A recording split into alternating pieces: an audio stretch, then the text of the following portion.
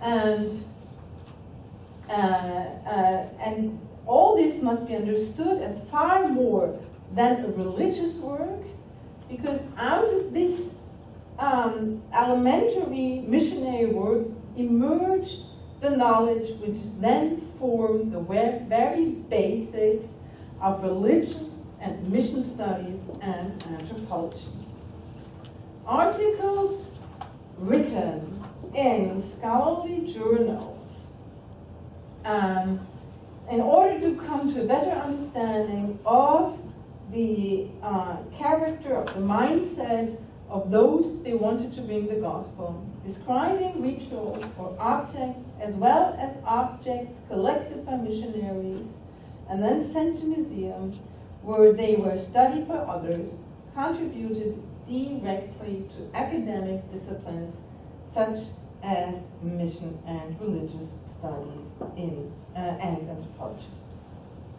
And in contrast to what we already know about the contribution missionaries had to, for instance, botany or zoological studies, missionaries undertook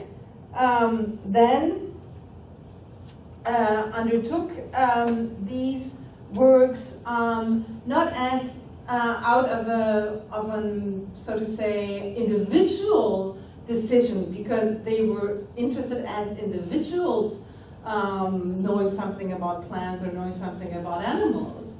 And it was this more individual interest they had in botany or in animals, which finally brought them to these botanic or zoological studies. But my argument is that it was their duty somehow to produce this knowledge, because it really was preliminary for their bringing of the gospel, and it therefore has a very specific impact and has a very crucial importance. Okay, but this missionary daily work, the bringing the gospel, the trying to convert the heathen, was not only at the ground of academic knowledge. It also set the frame for another kind of knowledge. And this is another kind of knowledge. Some call it knowledge, some call it only information, some call it propaganda. It's very hard to define how to call this. I call it knowledge, information, and propaganda, because it is kind of all these threes. And this information, propaganda and information, was spreading far beyond the academic public. It was a knowledge which was presented to a much broader audience. It was the knowledge which was brought to those men and women at home, which were called the so-called mission friends. That means the men and women who supported the mission by giving them money. And this is for the functioning of the mission very important, because the mission needed money. We all can understand that. And they therefore brought to those supporters propaganda, ideas, informations of another kind, which, as I think, somehow is related to this more academic knowledge. In contrast to many knowledge studies concentrating exclusively on academic knowledge, I think we have to put these two types of knowledge, information, propaganda, in one analytical frame. And despite some important structural differences between these types of knowledge, they both shared some qualities.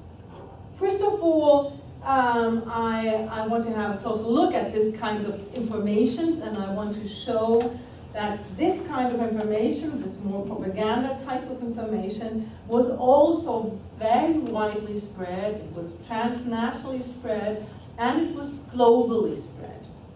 We have there different types of this kind of information spread in the broader audience.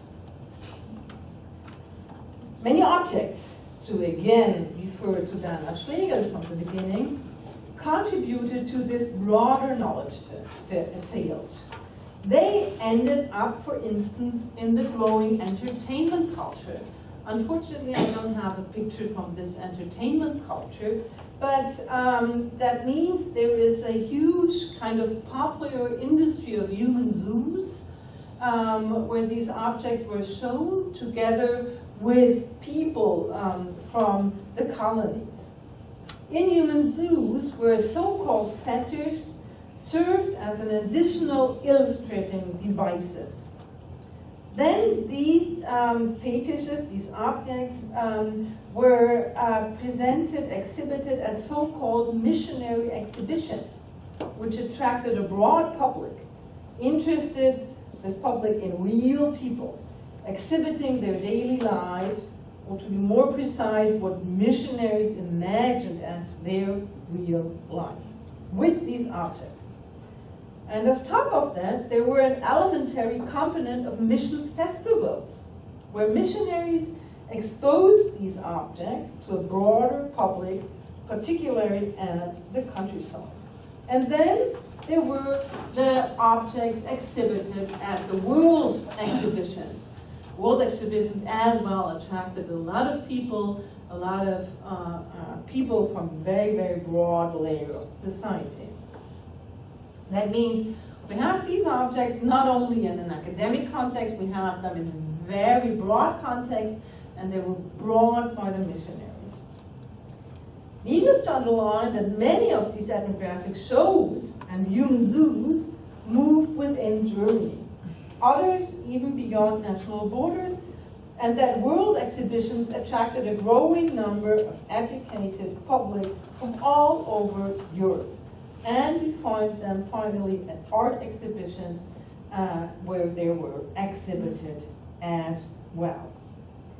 Needless also to mention that these objects, these so-called fetishes, sometimes were understood in the missionary sense as an expression of a superstitious culture, of the heathen deserving help.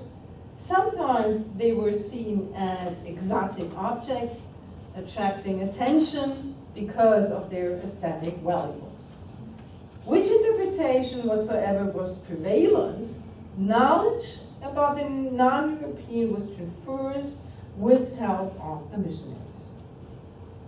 But not only objects collected in the daily work of the missionaries crossed the narrow boundaries of academia and circulated on a national and transnational scale, also beyond academia. Also texts, missionary reports about religious rituals and the everyday life and the so-called heathens quickly reached beyond the scholarly world. To be more precise and to repeat what already had been said, they first of all were made for such a broader public, for the mission friends at home, who should be encouraged to donate money for the missionary work. Missionaries, and this has already been mentioned earlier, therefore established a missionary media world of their own, including not only mission journals, but entire books, and including printed pictures and postcards, and they had their own publishing houses, and this really was a huge world they contributed to. To put it short, knowledge gained in the daily missionary work circulated by the objects and orally as well as by texts far beyond the academic sphere. Be it in these ethnographic shows, mission festivals, be it via lecture tours organized by mission associations, be it by these journals. And this kind of knowledge, information, propaganda, call it what you want, was related to the academic. This is the argument, it's not a world apart, it is related. And this is what I wanted to show in my almost last part. I have to say something about these pictures. These pictures are all taken from the Basler mission, which is one of the most important German-speaking missions, Swiss mission. And these photographs are out of the archive of this mission, and that means that they are made by the missionaries. And so you have a little bit of an impression what their view of the world was. Okay, however, I said that these two kinds of knowledges, the more academic and the less academic, have a lot in common. I do think that there are quite some differences, and I first want to speak about the differences.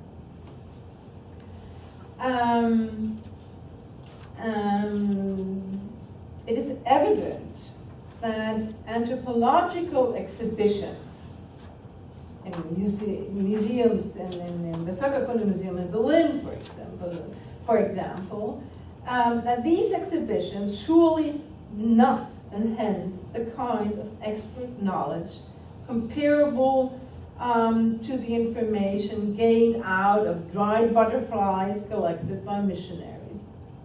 And it is obvious that articles published in mission journals do not support the same precision of highly sophisticated, detailed, and controversial debate on what exactly is the fetish as they were printed in the scholarly books.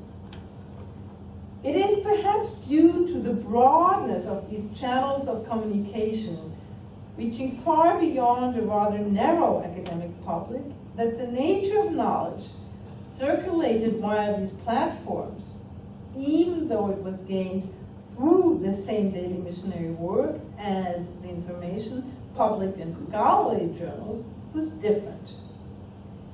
Perhaps it is the fate of all kinds of popularization, even though popularization is a term which is not exactly appropriate for describing the differences between the knowledge spread to a broader public and between the knowledge addressing a smaller audience of academics.